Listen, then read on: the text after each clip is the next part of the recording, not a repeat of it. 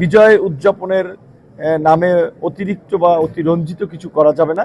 প্রথমে আমরা আল্লাহর কাছে শুকরিয়া আদায় করি যে অত্যন্ত একটা প্রতিকূল সময়ে সীমিত সামর্থ্য নিয়ে আমরা আসলে নির্বাচনের মাঠে প্রতিযোগিতা করেছি। তো এইভাবে প্রত্যাশিত ফল হয়তো এটা আমাদেরও প্রত্যাশা ছিল না, এটা আল্লাহর বিশেষ রহমত এবং এই জনপদের মানুষের দোয়া এবং ভালোবাসা। তো এই মানুষের প্রতি আমার কৃতজ্ঞতা।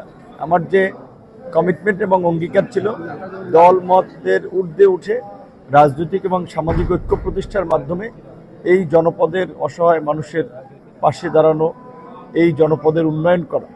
আজকের এই ভোটের মধ্যে দিয়ে জনগণ আসলে আমার উপরে যে একটা দায়িত্ব চাপিয়ে দিয়েছে, আমার এখন চিন্তা হচ্ছে এই যে আমি কমিটমেন্ট করেছি যে আমি এমপি হলে তাদের জন্য কি করব সেটা একটা বাস্তবায়ন করা এবং আমার আপ্রাণ চেষ্টা থাকবে।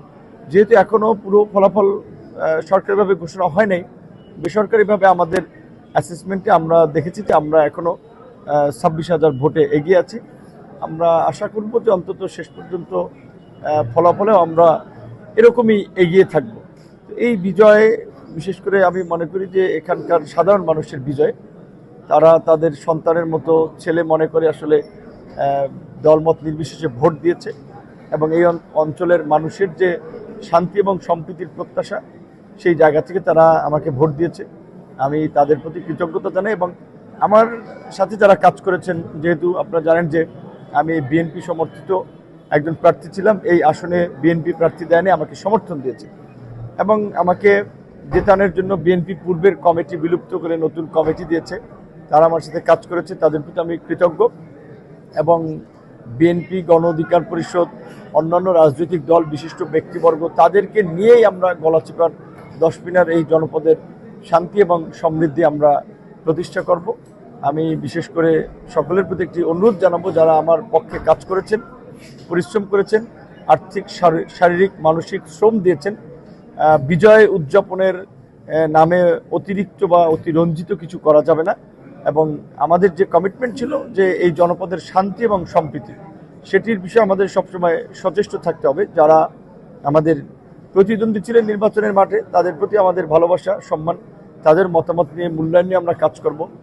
আমি তাদেরও দোয়া চাই, তাদেরও সহযোগিতা চাই এবং বিশেষ করে সকলে মিলে যেন এখানে একটা সুন্দর পরিবেশ আমরা বজায় রাখতে পারি, এটি আমার প্রত্যাশা ছিল। এটা আমরা ইতিবাচকভাবেই দেখি। আমাদের মধ্যে এই সংস্কৃতিটা তো থাকা উচিত যে নির্বাচন কিংবা যে কোনো কাজে হেরে গেলেও বিজয়ীকে অভিনন্দন জানানো। আমাকে মানুষ ভোট না দিলে তো আমার হয়তো যে জয়লাভ করতো তাকে আমরা অভিনন্দন জানাতাম। তো আমি ইতিবাচকভাবে দেখি এবং যেহেতু তিনি একজন সাবেক ছাত্র নেতা, বিএনপির জাতীয় পর্যায়ে রাজনীতি করেছেন, তার একটা অভিজ্ঞতা আছে, তার সাথে আমার ব্যক্তিগত সম্পর্কও ভালো ছিল, কিন্তু নির্বাচন বা রাজনীতির কারণে কিছুটা হয়তো ঘাটতি হয়েছে। আশা করি ভবিষ্যতে আরও সম্পর্ক ভালো হবে এবং তারও যে মেধা, চিন্তাভাবনা, সেগুলো আমরা এই জনপদের মানুষের উন্নয়নে কাজে লাগাবো। তার সাথেও আলাপ আলোচনা করব, এইখানে কি উন্নয়নমূলক কর্মকাণ্ড করা যায়, কিভাবে মানুষের পাশে দাঁড়ানো যায়। আমার নেতাকর্মীরা শান্তিপ্রিয় এবং তারা আসলে এই ধরনের মাস্তানি, গুন্ডামি, এই সমস্ত কর্মকাণ্ডে নাই। এবং আমার ডানে বামে দেখেন বিএনপির সভাপতি, সেক্রেটারি আছেন, অত্যন্ত ভদ্র মানুষ, বিনয়ী মানুষ, সজ্জন মানুষ। তো আমার দল, তো আমি এটা কখনোই উৎসাহিত করি না। বিএনপির বর্তমান নেতৃত্ব তার অত্যন্ত ভদ্র, বিনয়ী মানুষ। তো তাহলে আমরা তো কেউই আসলে এই ধরনের ভায়োলেন্সকে, এই ধরনের উগ্র কর্মকাণ্ডকে সমর্থন করি না, উৎসাহ দেই না। সুতরাং এগুলো ঘটার সুযোগ নেই এবং এই জন্যই আমরা বলেছিলাম যে আগামীতে এই পটুয়াখালী 3 এবং গলাচিপা দশপিনায় 12 তারিখের পরে একটা নতুন দৃষ্টান্ত স্থাপন হবে, যেটা বাংলাদেশের মানুষ এই গলাচিপা দশপিনাকে অনুসরণ করবে। আপনি দেখবেন যে ইনশাল্লাহ এখানে কোনো ধরনের কোনো রাজনৈতিক কিংবা নির্বাচন পরবর্তী সহিংসতা হবে না। অবশ্যই, যেহেতু আমাদের রাজনীতি তো একদিনের না, রাজনীতি একটা দীর্ঘ জার্নি। এই জার্নিতে অনেকেরই সহযোগিতা প্রয়োজন হবে। আমার প্রতিদ্বন্দ্বী যারা ছিলেন তারা সবাই একজন অভিজ্ঞ, সমাজের সম্মানিত মানুষ, গ্রহণযোগ্য মানুষ।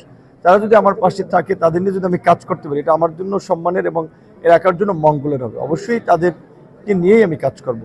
আমি মনে করি যে আমার দরজা খোলার কিছু নেই, বরঞ্চ তাদেরকে আমার প্রয়োজন এই এলাকার কাজের জন্য, এই এলাকার মানুষের উন্নয়নের জন্য। তাদের একটা চিন্তা ভাবনা আছে, তাদের সাথে সমন্বয় করেই আমরা কাজ করতে চাই, এই এলাকাকে এগিয়ে নিতে চাই।